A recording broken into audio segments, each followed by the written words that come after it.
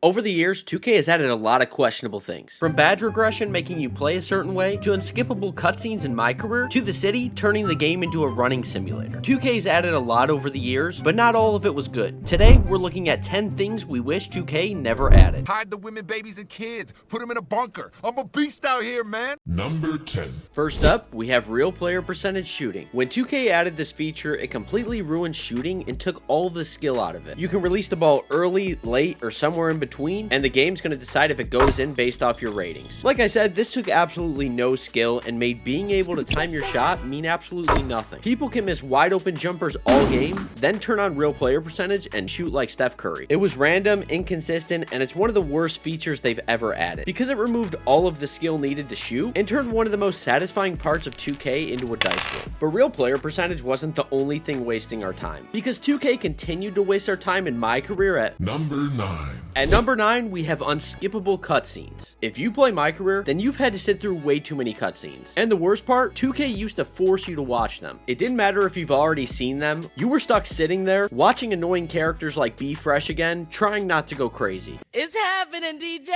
And what made this so bad is before this, you used to be able to just load in and hoop. No cutscenes needed. So when they added unskippable cutscenes, it felt like you were watching a movie instead of actually playing the game. Why were you ghosting me? I think I need to leave. Yeah, you should!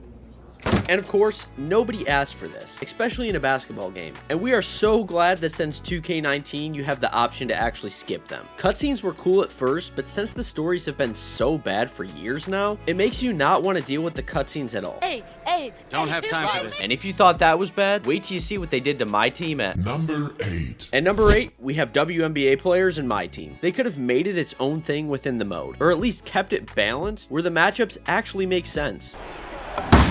The tallest WNBA player is Brittany Griner at 6'9", and compared to the NBA, I mean that's a small forward. So again, the matchups just do not make sense, because in a game mode like my team where matchups are everything, it's going to be hard to use the WNBA players because they're all undersized. It just makes your pack odds worse, which is going to make them more money. The WNBA players are really talented, but if 2K is going to make them so undersized, it's just going to ruin the balance of the mode even more than they already have. And 2K hasn't just made my team worse. A great example of that is what we have at Number 7.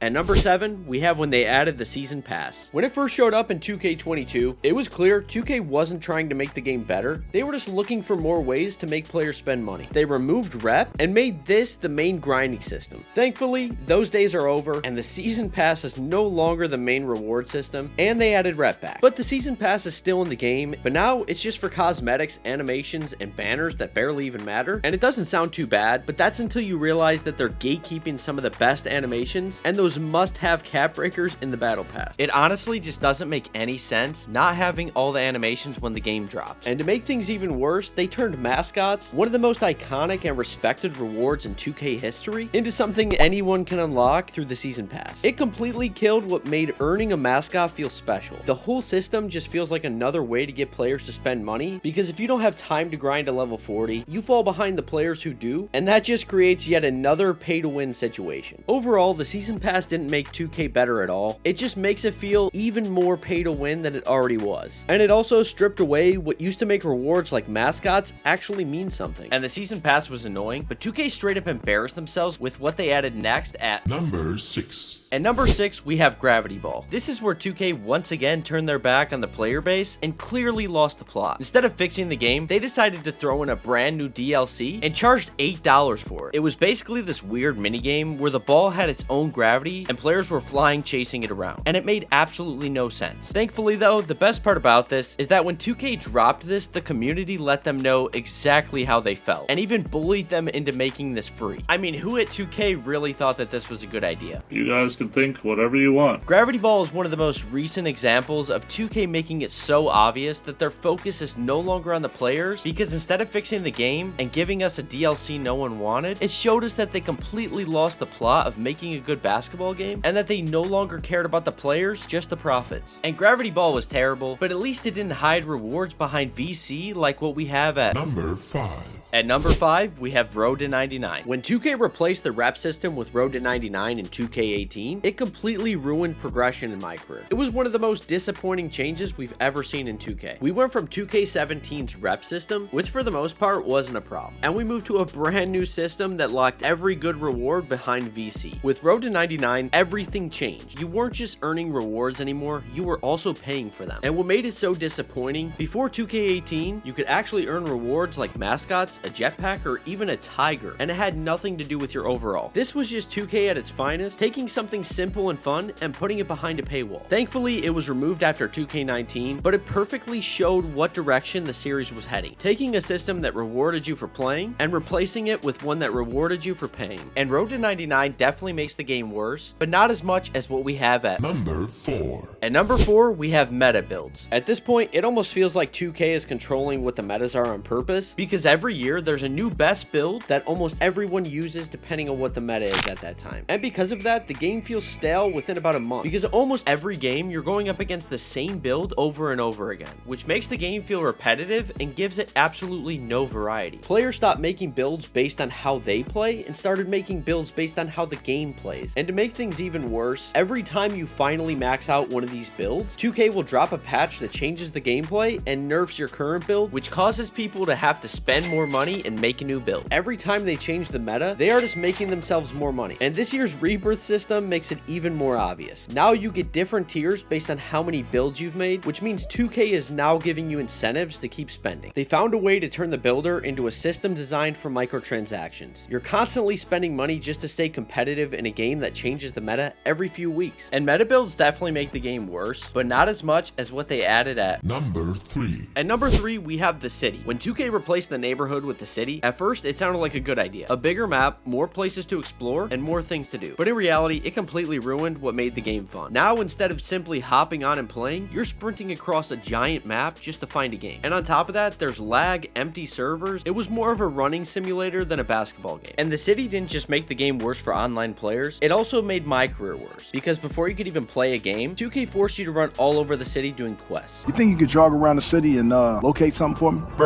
You weren't hooping, you were delivering hot dogs, walking runways, making diss tracks, and basically everything that wasn't basketball. And to make things even worse, they also removed spawn points, so every time you loaded in, you were now forced to run all the way across the map just to get where you wanted to go. And this made the game so complicated. So no matter what you wanted to do, you were constantly running. But overall, the city was supposed to be an upgrade, but all it did was make everything slower, more complicated, and less fun. And the city might have killed the park and made the game a lot less fun, but what they added next made absolutely no sense at Number 2.